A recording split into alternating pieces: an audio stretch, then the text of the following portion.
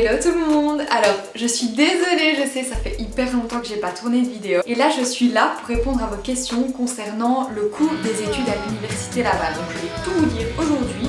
J'ai reçu pas mal de questions dans les mois précédents, donc là j'ai tout noté dans mon petit carnet marbré. Tout d'abord il faut savoir qu'il y a un espèce d'accord entre le Québec, la France et la Belgique francophone, de sorte à ce que les étudiants payent les frais universitaires à des coûts pas trop élevés. Concernant les étudiants du premier cycle, c'est-à-dire tout ce qui est baccalauréat, on appelle ça comme ça au Canada et en Belgique, mais en France ça s'appelle la licence. Tout ceci est au prix de 3700 $ par session. Je vous rappelle qu'une session c'est 4 mois, donc par exemple on a la session d'automne qui s'étale de septembre à décembre et puis la session d'hiver qui s'étale de janvier à avril, ok?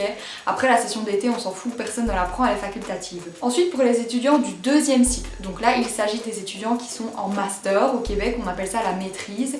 Alors là c'est environ 1500 $ par session. Par contre, pour ce qui est des étudiants étrangers qui ne sont ni français ni belges francophones, là les prix sont un petit peu plus élevés. Ici tout va dépendre du programme dans lequel vous allez vous inscrire. Pour les étudiants du premier cycle, les prix vont varier entre 9200 $ et 11 000 $ par session.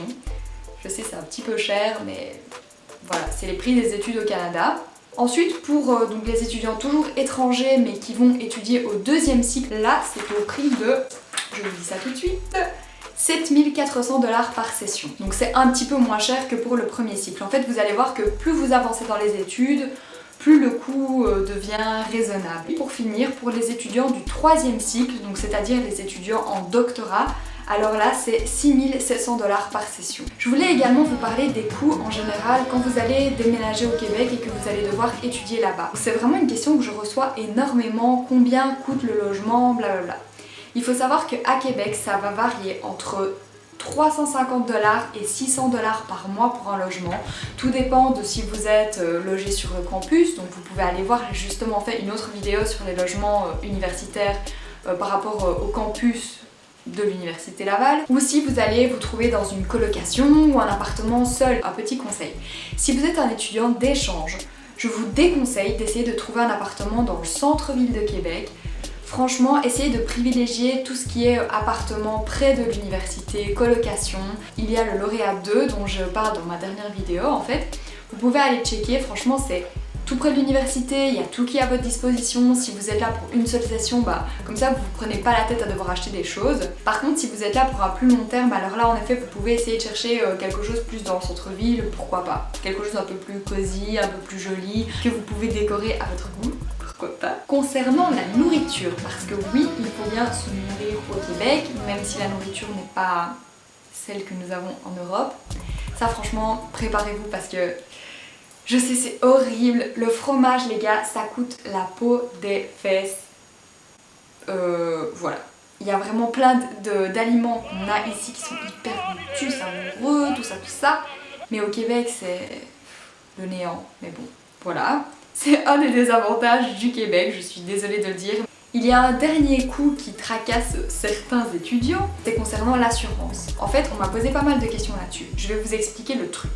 Maintenant, ici en fait, je parle pour les étudiants belges et les étudiants français. En ce qui concerne les étudiants des autres pays, je ne suis pas certaine, donc je préfère pas vous induire en erreur. En fait, il suffit simplement d'aller genre dans le bureau de votre assurance. Bonjour monsieur, je vais aller faire des études au Québec, j'aimerais avoir un petit papier qui dit que mon assurance, voilà, elle fonctionne, enfin il me faut le formulaire pour le Québec.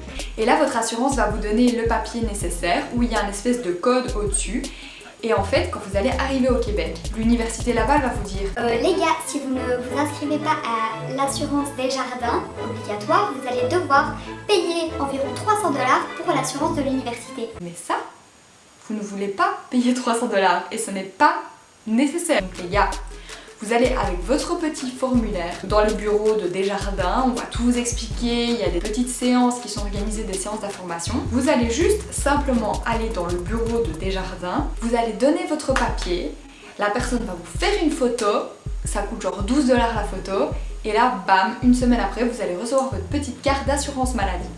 Et comme ça, si il vous arrive malheur, j'espère que non, eh bien ce sera remboursé, enfin ça sera payé par votre assurance française ou belge. Je vais justement vous raconter une petite anecdote. Lorsque j'étais en Erasmus à Chicoutimi, l'hiver était là, bien présent, les moins 30 degrés, on les sentait à l'intérieur de mes os, et là, malheureusement, je suis tombée malade. It's Corona time. Hey, it's Corona time right now. Enfin en fait, simplement j'avais un rhume de base, c'était rien de grave. Puis j'ai commencé à avoir de la température, là j'ai commencé un petit peu à m'inquiéter, mes parents étaient loin, mon médecin traitant était loin, je me suis dit comment je fais. Et là j'ai essayé de me renseigner auprès de l'université, auprès de plein de gens, de Québécois et tout. Et les gens savaient pas trop comment me renseigner, on m'a dit va aux urgences, c'est la meilleure chose à faire. Oui, bah oui, c'est ce que j'ai fait, donc j'ai séché les cours, je suis allée aux urgences et j'ai attendu pendant 8 heures. 8 heures, je vous jure les gars, mon dieu mais quelle horreur. Je suis arrivée là à 14 heures, je suis passée devant une espèce d'infirmière qui a pris ma température, qui a regardé dans ma gorge et tout. Et là, elle m'a dit bah va t'asseoir, on va t'appeler quand ce sera à ton tour. Mais là, mon dieu, en fait, ils vous classent par ordre d'urgence, de la plus grave à la moins grave. Et donc par exemple, si une personne a un bras qui gicle du sang, bah, elle passe en catégorie numéro 1 avant vous, même si vous, ça fait 7 heures que vous êtes là par exemple. Donc j'ai attendu, j'étais là.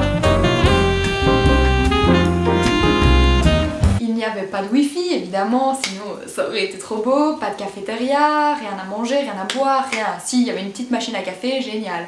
Donc j'ai attendu là pendant 8 heures sur une chaise en plastique, j'étais mourante. It's Corona time. Non, pas mourante, j'exagère, mais bref, j'avais la fièvre, j'étais pas bien, ça faisait 3 semaines que j'étais malade et que ça partait pas et tout. Et là, j'ai enfin vu un docteur qui m'a simplement prescrit des antibiotiques. Et alors là, le clou du spectacle, parce que c'est pour ça que je vous raconte ma petite histoire, c'est que j'ai gentiment reçu par la poste ma facture qui s'élevait à, $700 pour voir un médecin pendant 5 minutes qui m'a simplement prescrit des antibiotiques. Tout ça pour dire que il faut absolument vous inscrire à l'assurance Desjardins, comme ça vous allez payer $0. Parce qu'en fait, si je n'étais pas inscrite à Desjardins, j'aurais dû payer ces $700.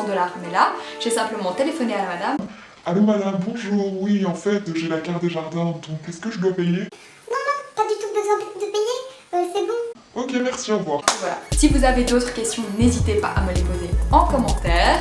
N'oubliez pas de vous abonner à ma chaîne YouTube parce que là je viens de récupérer ma caméra, mais les gars, j'ai une liste énorme de vidéos que j'ai trop envie de tourner. En plus, pendant le confinement, quoi de mieux à faire. Et aussi un dernier truc que je voulais vous dire, c'est que je vais peut-être collaborer avec une certaine marque et je vais peut-être organiser un concours pour fêter mes 1000 abonnés sur YouTube. Donc stay tuned, comme on dit. Abonnez-vous à mon compte Instagram et vous allez voir mon concours. Je vais vous faire gagner un truc cool.